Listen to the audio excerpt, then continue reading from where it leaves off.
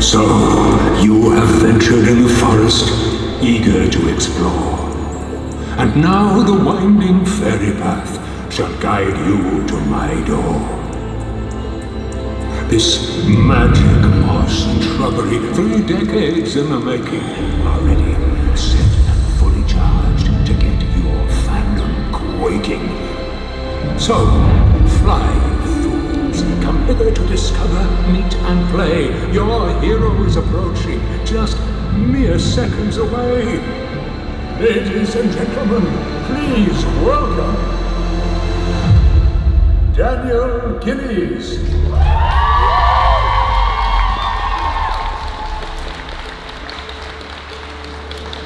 Hi. Hello, sir. How are you? Mr. Gillies. Got an empty bottle. Excuse me. How are you today? Welcome to Belgium. Welcome. Yeah, thank you. You liking it so far? I am. Thank you. Gent's been treating you well? It has, yeah. Great. Yeah, I've just been wandering around the city.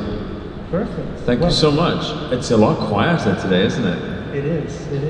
Did you guys get stuck in traffic today? You didn't? Okay. Well, thank you for coming today. Okay, let's go on to the first question. Okay. Hi. Hi. I love you. I just want to say that because you're an icon.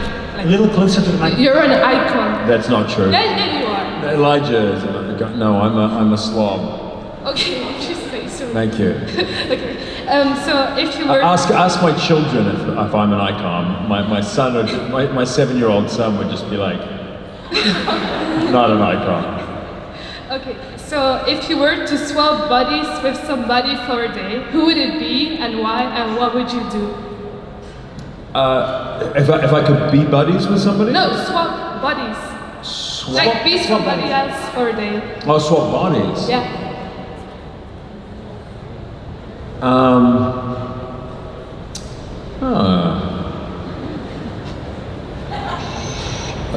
This is a good one. I'm trying to think who could I swap bodies with.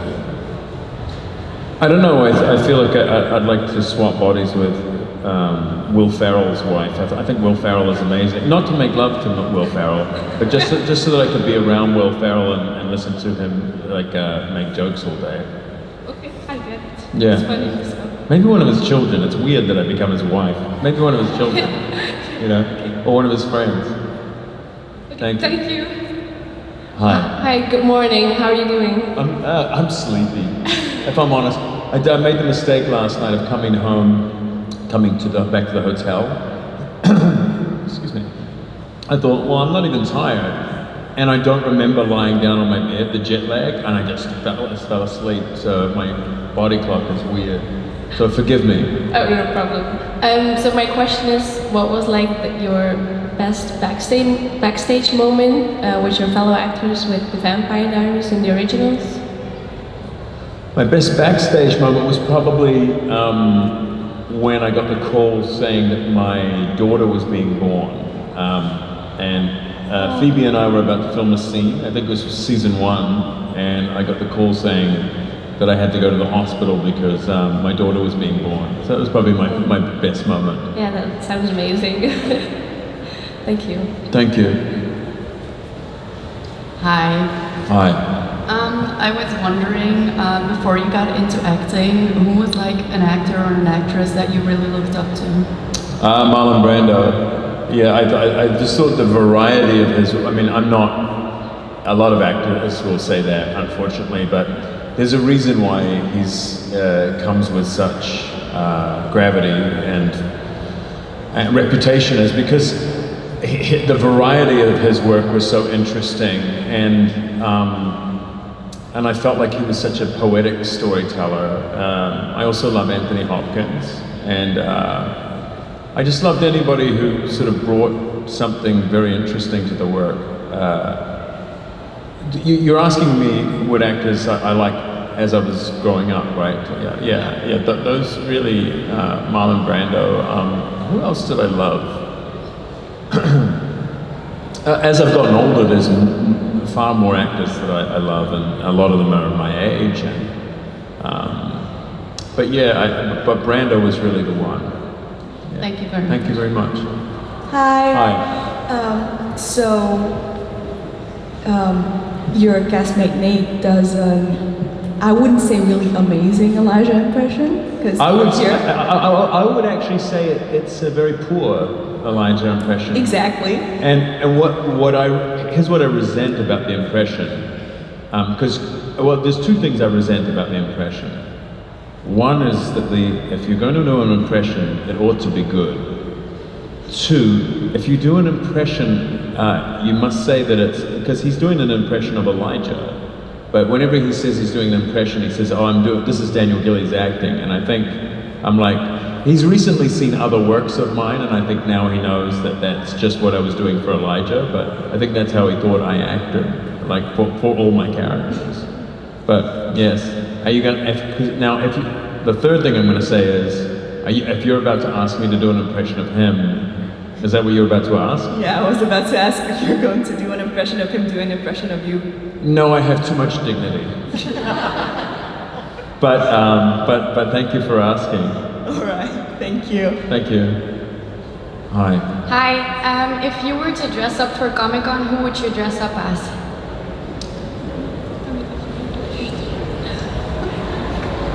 Like a superhero?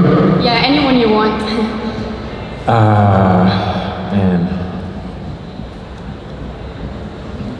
I dress up as a superhero. I dress up as Greta Thunberg.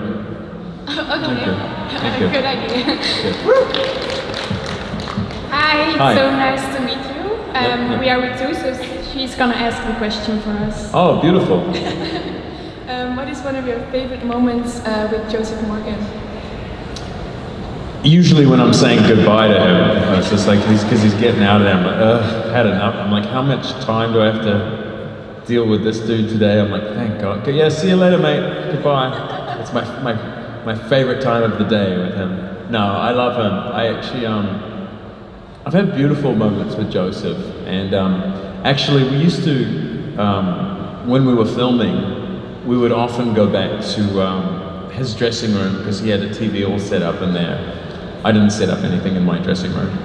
He had his television set up in there, and we would watch episodes of a show that we liked. So I remember at one point, do you guys know the British Office, like the BBC Office? Yeah. So we would watch Ricky Gervais. We would watch The Office together, and it's some of my fondest memories. We're watching the show together, and we watched them all. Yeah. Thank you so much. Thank you so much. Hi, my question is, if Elijah had Spotify, what would his #1 song and #1 artist be?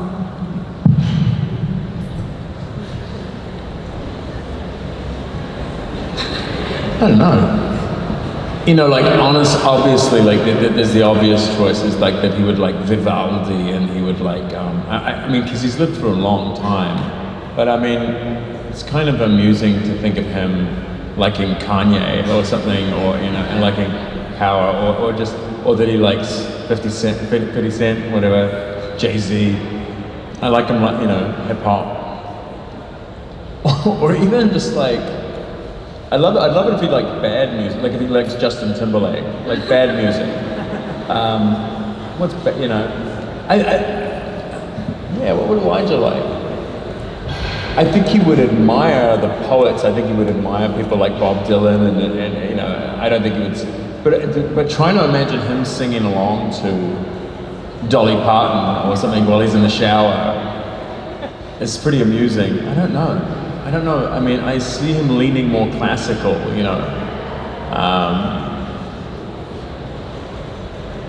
I gotta think about that. I gotta put a Spotify list together of Elijah's greatest hits. Yeah, you should. I will. Well, thank you for asking. Thank you. Hi. Hi. Nice to meet you. Thank you. I would like to know, what was your favorite scene to shoot in the originals?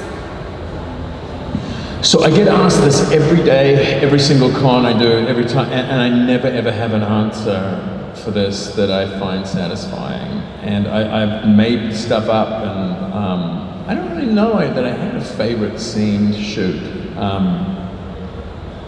I liked every day, and because I prepared it very well. I'm someone who likes to really prepare before I do a scene, and So I liked every scene. I know that's a boring answer, but I don't, I mean, like, I always enjoyed myself. I was always having fun. I like being an actor, and I worked very, very hard. So I felt prepared with all of them. So to say that I had a favorite would be to say that I didn't like others, and I like them all. Okay, thank you. Thank you. Hi. Hello, I've got 2 questions. Okay. In your personal life, what is a promise that you hope you will never break?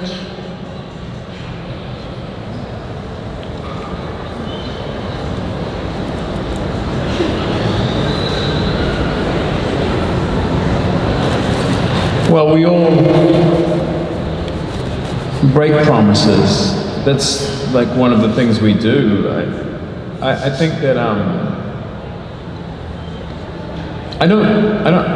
I'm not sure that I really believe in promises per se. I'm not.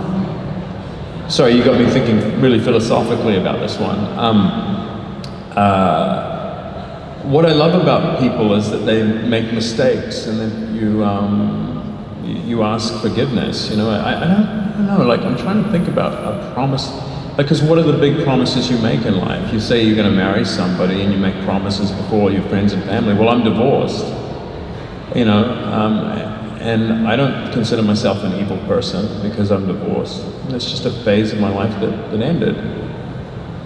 And I don't know.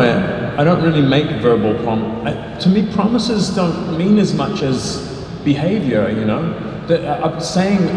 I don't really trust anyone who says, "I promise you I'd rather just see that they do the thing that they say that they're going to do." Do you know what I mean? I'm not really interested in. It's romantic to say, "I'll never," you know. I mean, obviously there's commitments I've made to my children that you say, "I love you. I'm going to love you forever" to your children. You sort of can't help that. You know, that's an expression of something that already exists within you, but I don't really make promises to people, as I guess is the short answer to that. Because I think it's what's beautiful about us is that we are constantly making mistakes, and that we need to be forgiven for them. My second question is, what is your favorite line from one of your co-actors in the Vampire Diaries or the originals that you would like to have as your own line, and can you do it?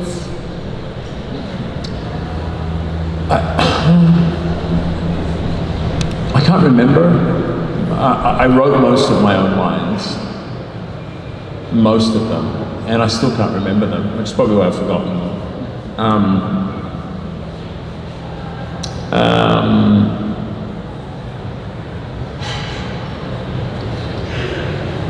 You know, the lines that I wrote were not for other people. They weren't for. They were for Elijah. They weren't for me. You know, and there was nothing in there that I would want. Like, I didn't like a lot of what Elijah did. I think he's a really interesting person, but I also thought that he had a psychological sickness. I thought that Elijah was sick in the head. I thought he would talk about family above all, but then, you know, Finn was in a box for however many hundreds of years. He didn't care about Henri. It was just, he had a pathological addiction to his brother, which I thought was very unhealthy. I didn't like a lot of things about Elijah. I like a lot of things about myself. And I like more things about me than I like about Elijah. So I don't really see anything that he says that I would like to keep or hold on to. Okay, thank you. Thank you. Hey, Hi.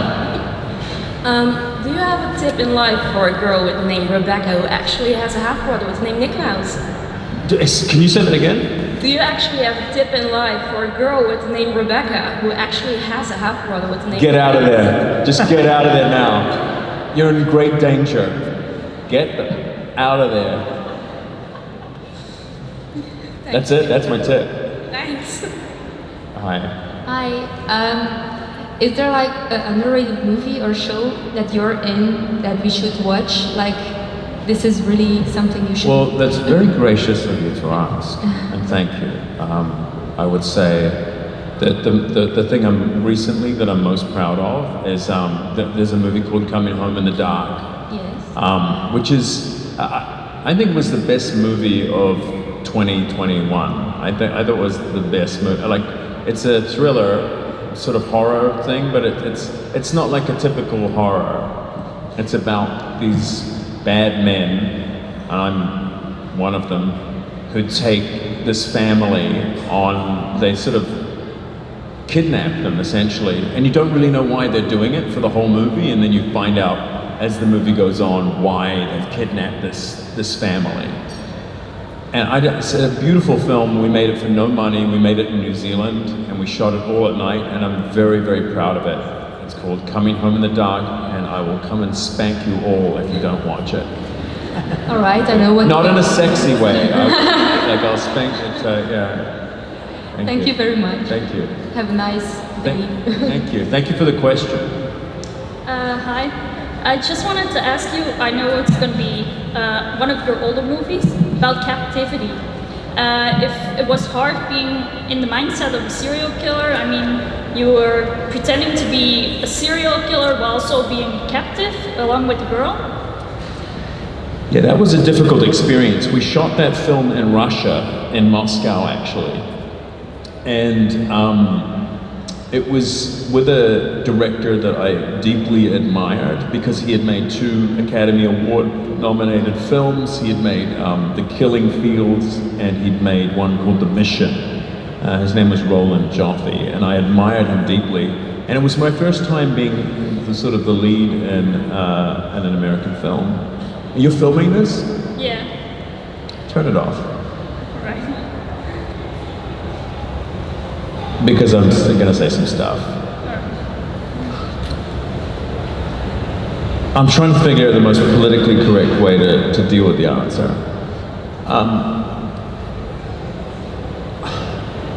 You know what, I'm going to say it the most polite way I know how. That movie, I'm actually grateful for that movie now, because that movie made me realize that I would never, ever, ever, ever question my own instincts again.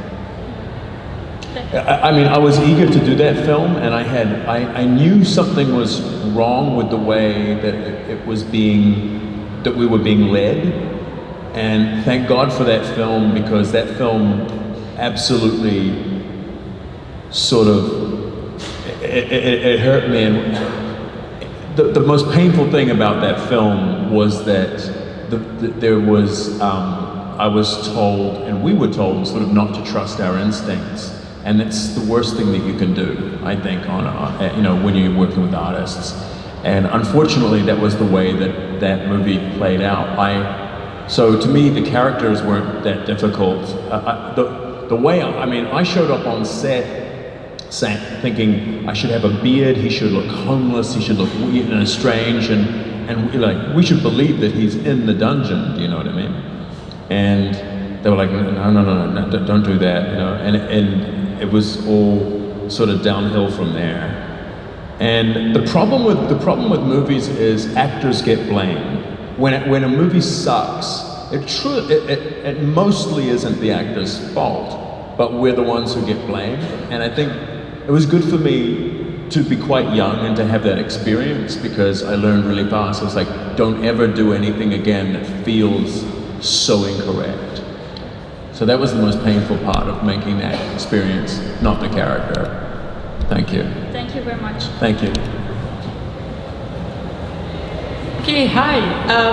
Sorry, a little nervous and a little starstruck, but I have actually 2 questions, if I may. Of course. One is about your wife. What was the pickup line for your wife? About my wife? No. What did you say as pickup line to your wife that makes her fall in love with you? I'm so sorry, could you translate that for me? I really don't understand. A little closer to the microphone. Can you come a little closer to the Yeah, it's not about being close to the mic. I don't understand her phrasing. What is she saying, please? I'm sorry. Okay. So she just wanted to ask how you met your wife and what the first thing you said to her was, the pickup line. Oh, the pickup line. I'm so sorry. When I met my wife, I don't remember there being a pickup line. I love that there's this eerie sort of smoke in front of me as I'm making this art. It's like, this looks haunted. There was no pickup line.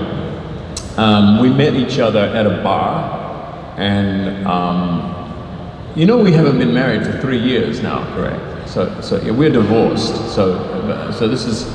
But anyway, I met her at a bar, and she was with her best friend, and I was also with my best friend, and my best friend ended up marrying her best friend, and they had a child together, and I married Rachel. But we just had mutual friends, but there really wasn't an opening line or a pickup line. We just sort of gradually met. Okay, sorry for this. Thank you.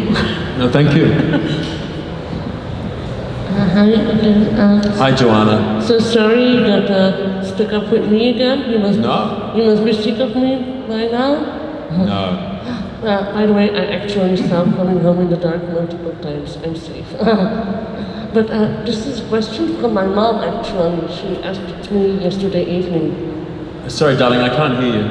It's a question my mom asked me yesterday evening.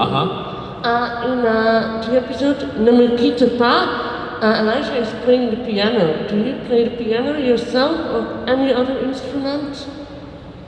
No, I mean, I used to sing when I was a child. That's how I got started in acting, really. It was because I started in musical theater.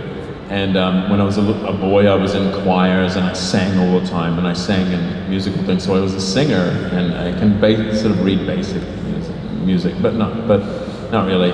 But my daughter plays the piano, and she's been playing for about 2 years. I actually just bought her a lovely little piano because she got to 2 years, and I was like, I'm gonna get her a little piano.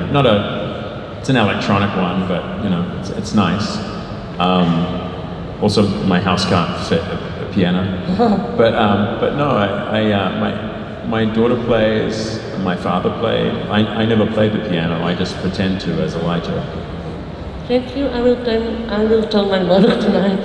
No, awesome.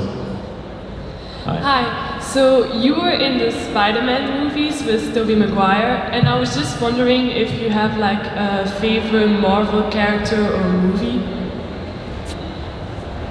Do you know, I watched those movies and I can't remember one single moment from any of them. The only one I remember, and it must be good because I remember it, is the first Iron Man. I thought that the first Iron Man was very good because I remember a lot of it. And I remember, I've watched all those Avengers movies. I couldn't tell you one single scene from one of them. Like my brain shits them out. Like it takes it, eats them, and it's like McDonald's for the brain. It's crazy because to me, like when a movie's really, really good, so I love the movie RoboCop, the original one, from when I was a kid. And I remember watching it. I watched it when I was about 13, and I watched it maybe once, maybe twice. And I recently thought, I'm gonna watch RoboCop again, and I put it on, and I could say every line that the actors were gonna say before every scene. And it had been 30 years or something since I'd seen this movie, and I can still remember it. I can still remember so many scenes from RoboCop, like the original one. It's Paul Verhoeven, but I can't. This mist is so spooky. But I can't remember any of those movies. Although, did I like any of the other Marvel movies? No. I think I liked. No. Yeah. The first one. That was sort of the first MCU movie, wasn't it? True. Yeah. The Iron Man. To me, they're like an amusement park.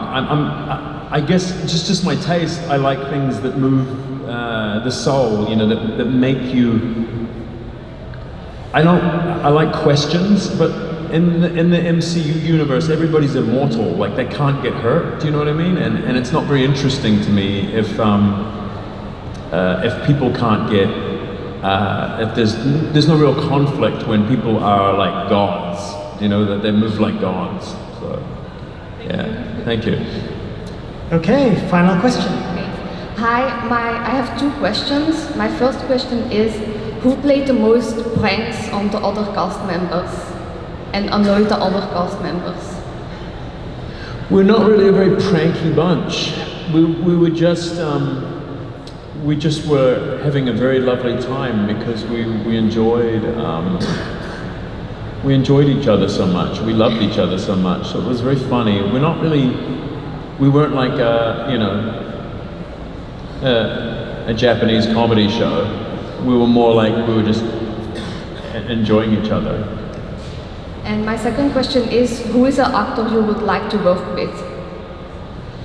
I answered this yesterday, but there's a couple. I actually met Mads Mikkelsen. I don't know how to pronounce his name. I met him in Louisiana, and before I said goodbye to him at one point, because we met each other, and he said, "Oh, maybe we work together in a movie someday." And I was thinking, "Oh my God, I'd love that."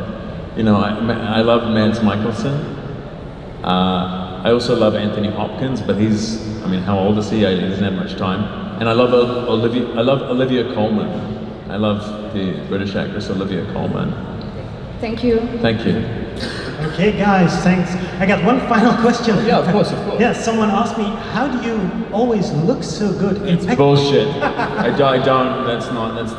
Ask a real question. No. This is a question I really got. Really? Yeah. Someone from Facts himself, he asked. That's not. Come on. Ask me something else. Come on. So, something else right now on the spot? Go. Go. Okay. Dude, I have to do everything on the spot. So, say you are to remake your favorite movie of all time, something with Brando. What would you bring to the role? What would you do differently? Well, so I couldn't do anything better than what Brando did. I don't know. There's some movies where he's kind of bad, actually, that I don't love him in. But so I'm not sure that I would improve anything that he would do. I'm trying to think. If there's anything. I wish he could have had more time and energy. I wish movies could have been better around him. There's a movie called The Island of Dr. Moreau. Yeah, that's a great one. Which is really, really terrible. But he's even good in bad things. Yeah. He's never bad. He elevates the material. He always does. And I feel like that movie could have been really, I think if in the right hands with the right director now, with Marlon Brando, that movie could be really amazing. I wish that they could do an attempt again with, maybe with somebody like, I don't know, who's the director who made Sicario? Denis Villeneuve. Yeah, Denis Villeneuve. Yeah. Like if they did it with him, like that would be really interesting. Maybe it'd be too slow. I don't know. But I'd love to watch him, in that. If they were ever, it's funny. Someone was saying to me the other day, like they were asking me about my favorite novel, and I was saying, my favorite novel is Cormac McCarthy's Blood Meridian. And there's a character at the center of it, which is one of the most amazing characters in literature, called the Judge. And really the only person that I can think of to be able to play the Judge is Marlon Brando. There's no living actor now who I think could actually play that, because he has to have all this mystique and mystery and power about him, like Kurtz did in Apocalypse Now. And I feel like Brando's the only one who could do it. And I would love to see his version of the Judge, because he sort of is him in a weird way. Sure. Well, thanks for your insights. Okay, guys, put your hands together for Mr. Gillies.